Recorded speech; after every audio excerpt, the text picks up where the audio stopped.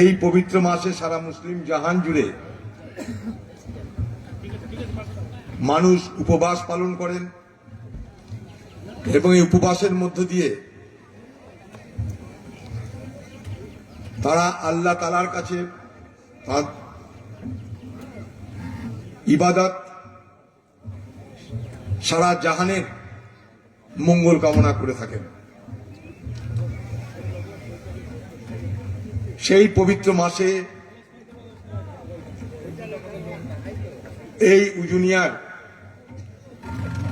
আজকের সভায় উপস্থিত এই এলাকার সর্বস্তরের সমাজের গণ্যমান্য ব্যক্তিবর্গ, আমার গুরুজনেরা আজকে আমাদের এই সভায় উপস্থিত হয়েছেন।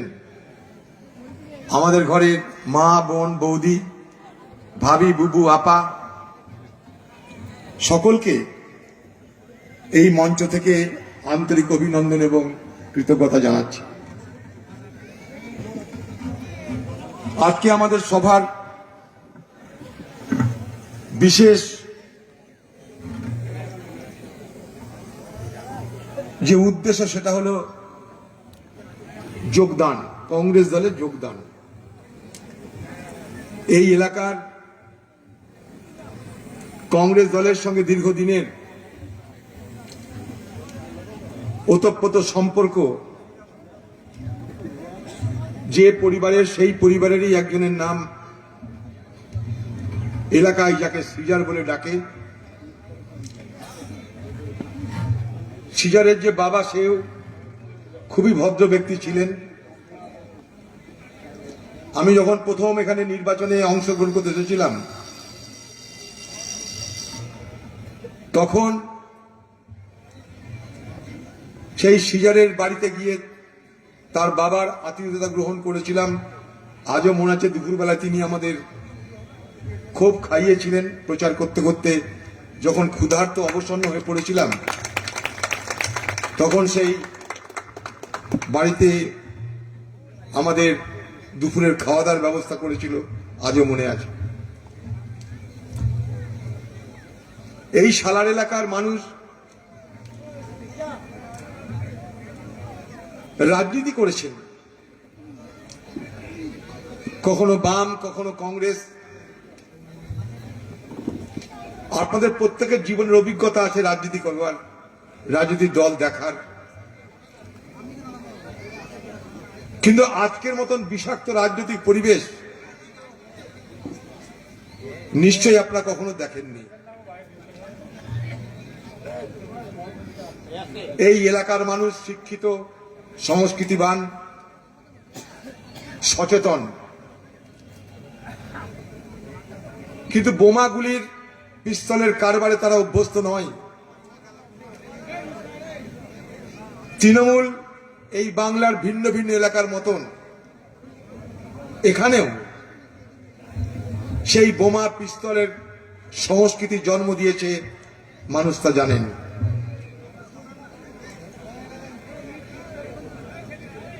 তৃণমূলের হারমাত বাহিনীর সঙ্গে যোগ দিয়েছে এখানকার পুলিশ বাহিনী।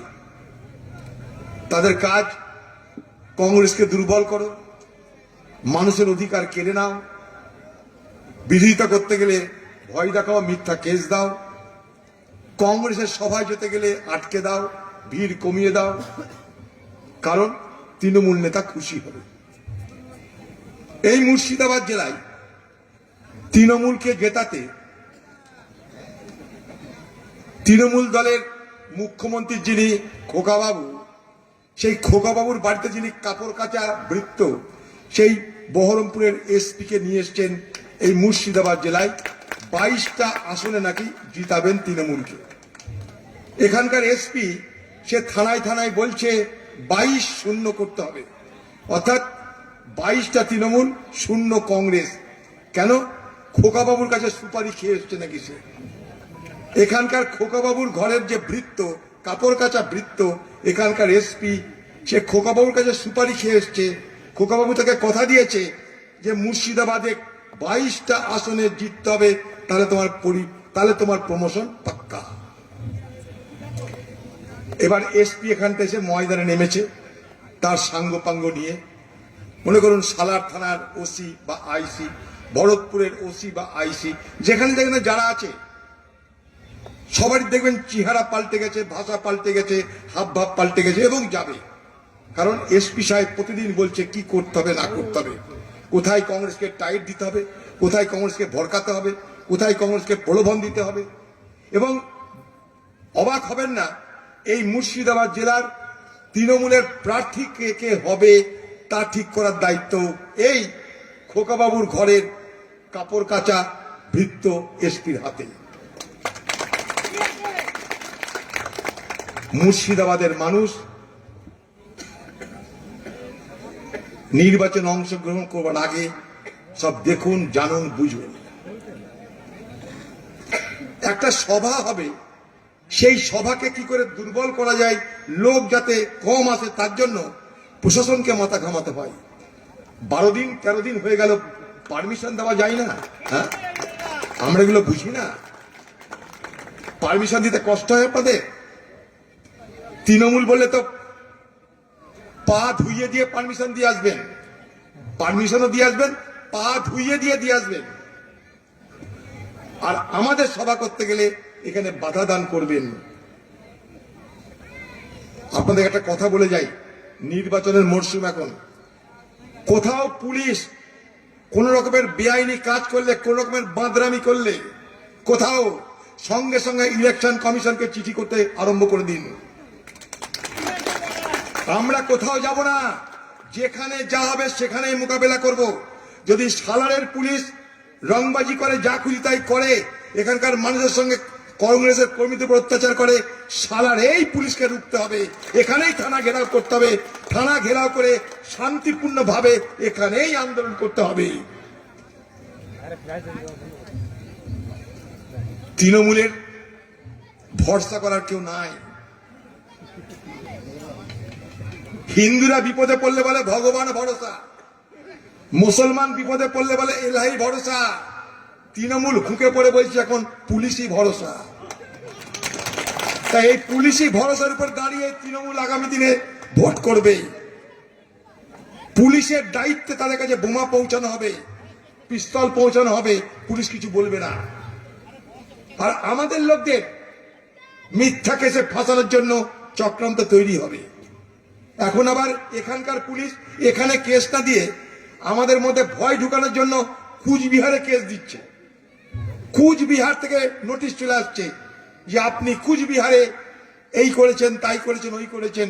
যদি ভরকানো যায়, এখানকার কংগ্রেস কর্মীরা ভরকায় না। আমরা লড়াই করে বড় হয়েছি, কংগ্রেস করার অধিকার আমার আছে, নির্বাচনে অংশগ্রহণ করার অধিকার আছে। মমতা ব্যানার্জি তার খোকাবাবু কেড়ে নিতে পারে না। চিটিংবাজি করে, জোট চুরি করে, বাটপাড়ি করে, ধাপ্পাবাজি করে এ বাংলায় বারবার ভোট হয়েছে। সেই ভোটে যারা ক্ষমতা এসেছে তারা কি বলে ক্ষমতা এসেছিল আর কি করছে আপনারা দেখতে থাকুন। কি বলেছিল আর কি দেখছেন আপনারা। যখনই ভোট আসবে হিন্দু মুসলমানের বিভাজন করতে হবে, আর কোনো কাজ নাই। আমরা হিন্দু মুসলমান মিলেমিশে একসঙ্গে থাকি, সেইখানটায় বিচ্ছেদ ঘটাতে হবে। হিন্দু একদিকে ভোট দিবে, মুসলমান একদিকে ভোট দিবে, এইভাবে বাংলা নির্বাচন পার করবার পরিকল্পনা হচ্ছে। 2021 সাল, 2021 সালে আমরা হারলাম। ভোট হলো কিসের? এনআরসি। বলা হলো কি, বিজেপি বলল এনআরসি নিয়ে আসছি, মুসলমানদের জব্দ করব। টিএমসি বলল, মমতা ব্যানার্জি বলল আমি থাকতে এনআরসি কিছু হবে না, কেউ বাংলাদেশ যাবে না, সবাইকে আমি রক্ষা করব। মুসলমান তোমরা আমার সঙ্গে থাকো। মুসলমানরা ভয় পেল, এবার চুপ করে দাও। মমতা ব্যানার্জিকে ভোট দিল। হিন্দুরা ভাবলো তাদের নিজেদের পার্টি বিজেপি, তাকে ভোট দিল। পরিণাম কি হলো? তৃণমূল ক্ষমতা এলো, আমরা হারলাম। আমরা হারা মানে কি? সকলের জন্য যারা বলে তারা হেরে গেল। সব ধর্মের জন্য যারা ওকালতি করে, সব ধর্মের পক্ষে যারা বলে, মানুষের সম্প্রীতি, মানুষের ঐক্য, মানুষের মধ্যে ভালোবাসার যারা কথা বলে, তারা হেরে গেল। জিতলো কারা? সাম্প্রদায়িক মানসিকতা নিয়ে যারা রাজনীতি করে তারা জিতল। এর আগেও তো ভোট হয়েছে বাংলায়, এর আগেও তো আমি এখানে এমপি হয়েছিলাম, এর আগেও তো আপনারা আমাকে ভোট দিয়েছেন। আরে আপনাদের দুয়া আশীর্বাদ নিয়ে মুর্শিদাবাদ জেলার মতন পিছিয়ে পড়া জেলার একজন সাধারণ ছেলে আমি দিল্লিতে যাবার সুযোগ পেয়েছি। সুযোগ পেয়েছি তা নয়, ভারতবর্ষের কংগ্রেস পার্টিতে বড় বড় মানুষের অভাব নাই।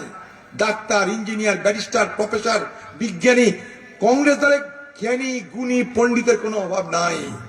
সেই দলের ভারতবর্ষের পার্লামেন্টের মতো জায়গায় নেতৃত্ব দেবার সুযোগ আমি পেয়েছিলাম।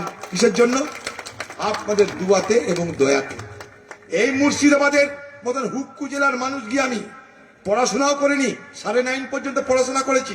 ওইখানে গিয়ে সোনিয়া গান্ধীর পাশে বসে 5 বছর ধরে আমি ভারতবর্ষের রাজনীতিতে কংগ্রেসকে নেতৃত্ব দিয়েছিলাম, শুধুমাত্র আপনাদের দয়াতে, আপনাদের দুয়াতে। মানুষের কথা বলেছি, অন্যায়ের বিরুদ্ধে বলেছি, হ্যাঁকে হ্যাঁ নাকে না বলার চেষ্টা করেছি, দিনকে দিন রাতকে রাত বলার চেষ্টা করেছি। আমি আমার রাজনৈতিক দায়িত্ব, মানুষের প্রতিনিধি হিসেবে যে ধর্ম, সে ধর্ম পালন করেছি। ভোট এলো, কি প্রচার শুরু হলো? তৃণমূল পার্টি একজন বিখ্যাত ব্যক্তিকে নিয়ে এলেন, বেশে কুচে মুসলমান করে প্রচার হলো। এতদিন দাদাকে ভোট দিয়েছ, এবার ভাইকে ভোট দাও। দাদাকে ভোট দাও মানে হিন্দুকে ভোট দিয়েছ, ভাইকে ভোট দাও মানে মুসলমানকে ভোট দাও। ভালো কথা।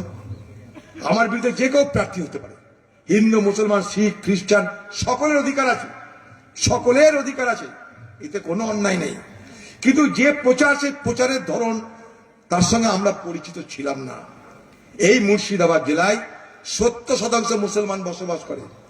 সেখান থেকে বারবার করে আমি অধীর চৌধুরী, কখনো প্রণব মুখার্জি, কখনো প্রণব মুখার্জির ছেলে এমপি তো হয়েছি আমরা। তাতে তো এখানকার হিন্দু মুসলমানের কোনো অসুবিধা হয়নি, আমাদের মধ্যে তো কোনো বিভেদ বিভাজন হয়নি, কাউকে তো বলতে হয়নি ভাই হিন্দুকে ভোট দাও, মুসলমানের ভোট মুসলমানকে দাও, এ কথা তো বলতে হয়নি আমাদেরকে কখনো। এবার বলতে হলো কেন? আমরা কি উন্নত হলাম না আমরা অবনত হলাম?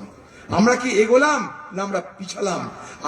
আমাদের কি জীবনে, আমাদের সমাজে, আমাদের রাজনীতিতে বেঁচে থাকার জন্য কি আমাদের পরিচয় ধর্ম হবে না মানুষ হবে না নীতি হবে না আদর্শ হবে? কোনটা? এটা ভাবার সময় এসেছে।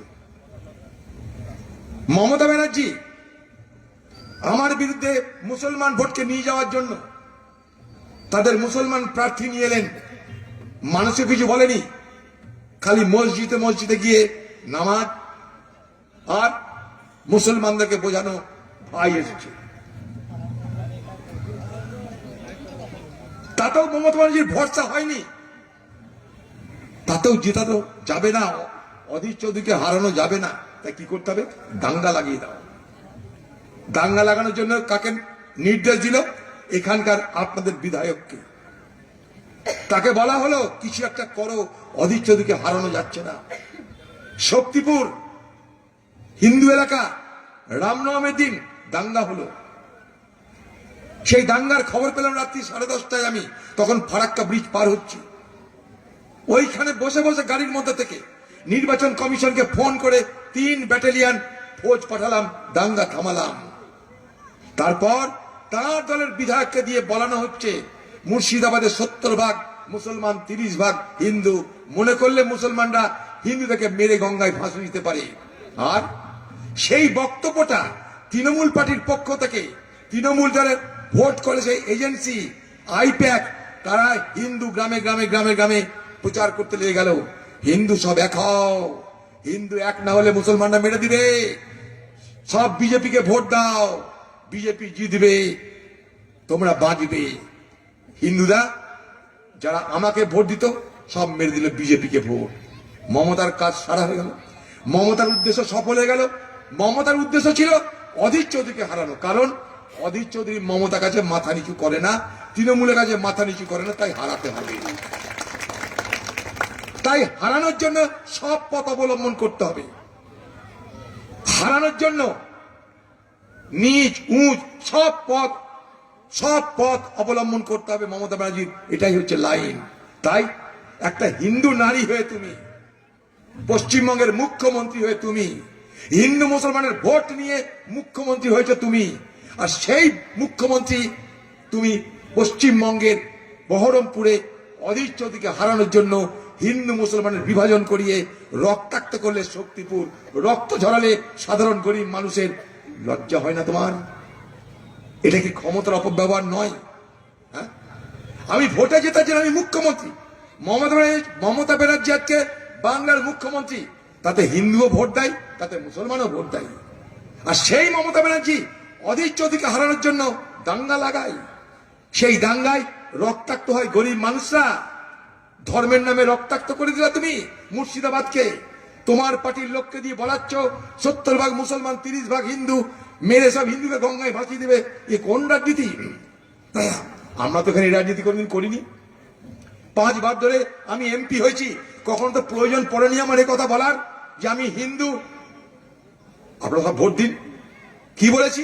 আমি মানুষ, এখানে জন্মেছি, বড় হয়েছি, মানুষের জন্য কিছু করতে চাই, সততার সঙ্গে রাজনীতি করতে চাই, আপনাদের সেবা করতে চাই, বিপদে আপদে থাকতে চাই, তাই আমাকে ভরসা করতে পারেন, এই বলেছি। আর তো কিছু বলিনি। আজ সবকিছু পাল্টে যাচ্ছে, এতে আমরা দূরে চলে যাচ্ছি। হিন্দুদের জন্য চায়ের দোকান আলাদা হয়ে যাচ্ছে, মুসলমানদের জন্য চায়ের দোকান আলাদা হয়ে যাচ্ছে। সমাজে তাতে ভালো হতে পারে না, সমাজ ক্ষতিগ্রস্ত হচ্ছে। আমি সেই জন্যই বলছি, আজকে যে বলছিল এখানকার সিজার, কত বড় বড় মানুষ, কত বড় বড় দিকপাল এই সারারে বড় জন্মেছে, নাম বছর বড় হয়েছে, তারা কি আমাদের এই শিক্ষা দিয়ে গেছে? বলুন, এই শিক্ষা দিয়ে গেছে তারা আমাদেরকে? এই মুর্শিদাবাদ জেলায় আমরা একে অপরের সঙ্গে কাঁধে কাঁধ মিলিয়ে বড় হয়েছি। সেই বিষাক্ত রাজনীতির হাত থেকে মুর্শিদাবাদকে বাঁচান। ভারতবর্ষে আজ রাহুল গান্ধী নেতৃত্বে ঠিক এই কাজটাই হচ্ছে। ভারতবর্ষে রাহুল গান্ধীর নেতৃত্বে আজ ধর্মনিরপেক্ষ রাজনীতির লড়াই হচ্ছে। সেই লড়াই আমরা মুর্শিদাবাদে নিয়ে আসতে চাই এবং ধর্মনিরপেক্ষ রাজনীতির জয় এখানে হাসিল করতে চাই। মানুষ জিতুক, ভালো মানুষটা জিতুক, কাজের মানুষটা জিতুক, সৎ মানুষটা জনপ্রতিনিধি হোক, চোররা দূরে যাক, সৎরা রাজনীতির মঞ্চে আসুক। এই দেখুন কাঁদিতে আগামী নির্বাচনে আমাদের দলের পক্ষ থেকে প্রস্তাব করেছি অল ইন্ডিয়া কংগ্রেস কমিটির কাছে। কি প্রস্তাব? কাঁদির বিখ্যাত চোখের ডাক্তার শামীম রানা, তাকে প্রার্থী করার প্রস্তাব করেছি। ওই দেখুন শামীম রানা বসে আছে এখানটায়, বিখ্যাত চোখের ডাক্তার শামীম রানা, তাকে কাঁদিতে প্রার্থী করার জন্য প্রস্তাব করেছি আইসিসির কাছে আমরা, কারণ আমরা ভালো ভালো মানুষকে নিয়ে আসতে চাই। তাই এলাকার মানুষ, আমি জানি রমজানের মাসে 5টা 47-এ ইফতার, তার আগে প্রস্তুতি নিতে হয়, হাত মুখ ধুতে হয়, উজু করতে হয়।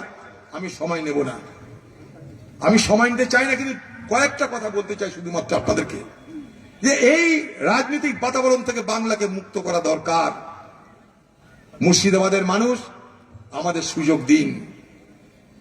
আপনারা দেখলেন এই বাংলায় মমতার নাটক দেখলেন, বিজেপি মমতার নাটক দেখলেন।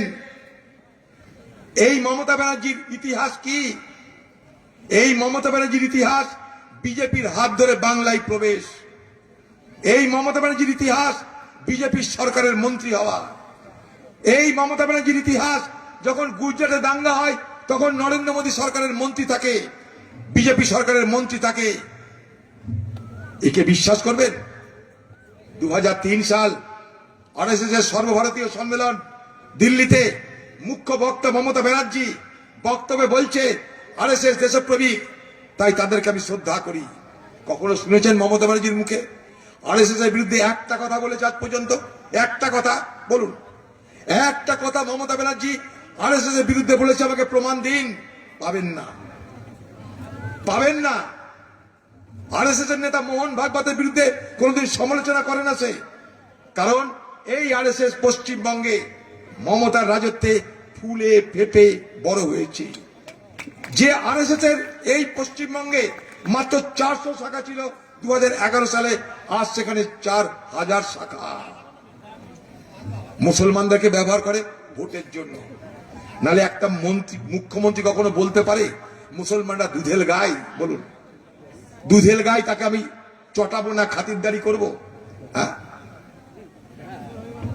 পশ্চিমবঙ্গে পুরস্কার দেওয়া হয়, বঙ্গশ্রী পুরস্কার দিচ্ছে যারা পশ্চিমবঙ্গকে ভাগ করতে চায়। অনন্ত মহারাজ পশ্চিমবঙ্গে ভাগ করতে চায়, যারা গ্রেটার কুচবিহার বানাতে চায়, কামতাপুর রাজ্য তৈরি করতে চায়, তাদেরকে পুরস্কৃত করা হয়। কোন মুসলমান খুঁজে পাওয়া যায় না। 4 রাজ্যসভায় মেম্বার করা হয়, সেখানে মুসলমান খুঁজে পাওয়া যায় না, শিডিউল কাস্ট খুঁজে পাওয়া যায় না, শিডিউল ট্রাইব খুঁজে পাওয়া যায় না। আমি আপনি কি পেয়েছি? লক্ষ্মীর ভান্ডারের 500 টাকা বৃদ্ধি আর যুব সাথী। এই তো ভারতবর্ষের বিভিন্ন রাজ্যে লক্ষ্মীর ভান্ডারের ভিন্ন ভিন্ন নামে দেওয়া হয়। 2-3টে উদাহরণ দেব। পাশের রাজ্য ঝাড়খণ্ড, মাইয়া সম্মান যোজনা, লক্ষ্মীর ভান্ডারের আরেক নাম। কত দেওয়া হয়? 2500 প্রত্যেকটা মা বোনকে। যান খোঁজ নিয়ে দেখুন ঝাড়খণ্ডে। তামিলনাড়ু, এই তেলেঙ্গানা কংগ্রেসের রাজ্য, সেখানে মা বোনদেরকে দেওয়া হয় 3000 টাকা করে। কর্ণাটক, সেখানে মা বোনকে দেওয়া হয় 3000 টাকার সঙ্গে বাসে বিনা পয়সায় যাওয়া, 10 লক্ষ টাকার স্বাস্থ্য বীমা, 200 ইউনিট বিনা পয়সায় মুফতে বিদ্যুৎ। খোঁজ নিয়ে দেখুন। মমতা একা দিচ্ছে না এগুলো। ফারাক কি? অন্য রাজ্যের সঙ্গে আমাদের ফারাক। অন্য রাজ্যের রাজ্য রোজগার করে দেয়, আমাদের রাজ্য কি করে? ভোট নেওয়ার জন্য ধার করে খাতিরদারি করে। ফলে কি হচ্ছে? আজকে আমার আপনার মাথার উপরে ঘাড়ের বোঝার পরিমাণ বেড়ে যাচ্ছে। পশ্চিমবঙ্গে আজকে মানুষের মাথার উপরে ঘাড়ের বোঝার পরিমাণ 7,70,000 কোটি টাকা। তাতে কি হচ্ছে? কালকে যদি আপনার পরিবারের বাচ্চা শিশু জন্মগ্রহণ করে, পৃথিবীর বাতাস দেখার আগে, পৃথিবীর আলো দেখার আগে, পৃথিবীর বাতাস থেকে নিঃশ্বাস গ্রহণ করার আগে তার মাথার উপরে ঘাড়ের বোঝার পরিমাণ হয় 74 থেকে 75,000 টাকা। আমরা এগোচ্ছি? আমরা যদি এগোতাম তাহলে এই মুর্শিদাবাদ থেকে হাজার হাজার লাখে লাখে যুবক ছেলে পরিযায়ী শ্রমিক হয়ে বাইরে যেত না। এখন ভোট এসছে, বেকারদের পটানোর জন্য বলছে যুব সাথী দেব। এই যুব সাথী প্রকল্প 2013 সালে অন্য নামে এসেছিল, তার নাম যুবশ্রী প্রকল্প। তখন কি বলেছিল? প্রত্যেকটা বেকারকে 1000 টাকা করে দেওয়া হবে। 2013 থেকে 2026 13 বছর পার হয়ে গেল। এই সালের কটা বেকার যুবক যুবশ্রী প্রকল্পে 1000 টাকা করে পেয়ে চলেছেন? বলুন। পাবেন না, বলে করে না। ঠিক একেবারে ভোটের আগে বলছে করবে না। কারণ কি? ভাড়ার তো শূন্য। পশ্চিমবঙ্গ সরকারের ভাড়ার শূন্য হয়ে গেছে। তাই রাস্তায় কাজ হয় না, স্কুল হয় না, স্বাস্থ্যকেন্দ্র হয় না, হাসপাতালে ওষুধ হয় না, কিছু পাওয়া যায় না। বাংলা আজকে ভিখারির রাজ্যে রূপান্তরিত হয়েছে। তাই এ বাংলার বেকার যুবক বাংলা ছেড়ে চলে যাচ্ছে রুটি রুজির টানে। তাই এলাকার মানুষ, আমরা যেমন আপনাদের সঙ্গে ছিলাম, আজও আছি, আগামী দিনে থাকবো। আপনাদের সঙ্গে আমার ভোটের সম্পর্ক নয়, আপনাদের সঙ্গে আমার আত্মীয়তা, ভ্রাতৃত্ব, বন্ধুত্বের সম্পর্ক। তাই আগামী দিনে আপনাদের সঙ্গে নিয়ে এগিয়ে যাব, আপনাদের দয়া দুয়াকে হাতিয়ার করে। জয় হিন্দ, বন্দে মাতরম।